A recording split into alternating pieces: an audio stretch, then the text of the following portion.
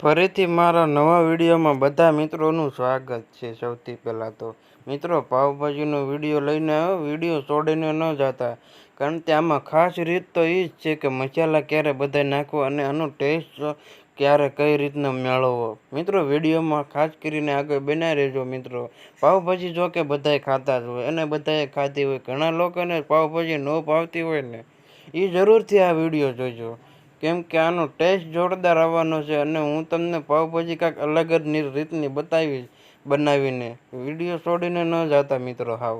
મિત્રો વિડીયો હાલતું ફાલતું નથી બનાવ્યો, તમારા માટે ઘણી બધી મહેનત કરીને વિડીયો બનાવ્યો છે. કાંઈ ન ઘટે એવો બનાવ્યો છે મિત્રો. આ તો તમને ક્લિપ બતાવી હતી કઈ રીતની હોય.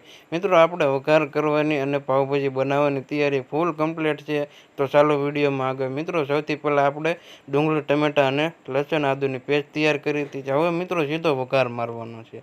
તમે જોઈ શકો છો, એક કઢાઈમાં આપણે સૌથી પહેલાં તેલ નાખી દીધું. તેલ આવી ગયું ત્યાર પછી આપણે એની અંદર જીરું વઘાણે નાખી દેવાનું. એ કમ્પ્લીટ આમ ફૂટી જાય, મતલબમાં પાકી જાય, ત્યાર પછી તેની અંદર આપણે ડુંગળી નાખી દેવાની છે. તમે જોઈ શકો છો મિત્રો. આવી રીતનું એકવાર ટ્રાય કરજો મિત્રો. ખાસ કરીને મિત્રો હું વિડીયો તમારા માટે બહુ મહેનતથી સાચું કહું છું બનાવેલો છે. એક નંબર મિત્રો ટેસ્ટ આવે અને મિત્રો આમાં અવાજ કેવો આવે એ બધું જાણવા મળે.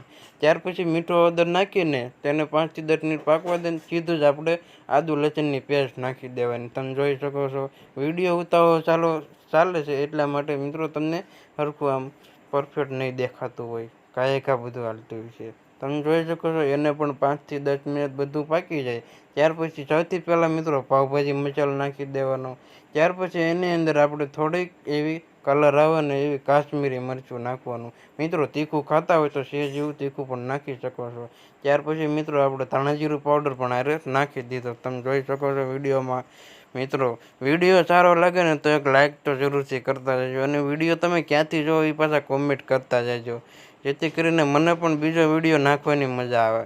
એ બધું પાકી જાય ત્યાર પછી આપણે તેની અંદર આપણે ટમેટાની ગ્રેવી કરી હતી એને એડ કરી દેવાની. તમે જોઈ શકો છો તેને પાકવા દીધો એટલે એનો કલર જોરદાર આવ્યો અને કાંઈ ન ઘટે મિત્રો. ત્યાર પછી આપણે થોડુંક ચડી જાય એટલે એને બધું અસલ ઝીણું કરી નાખવાનું.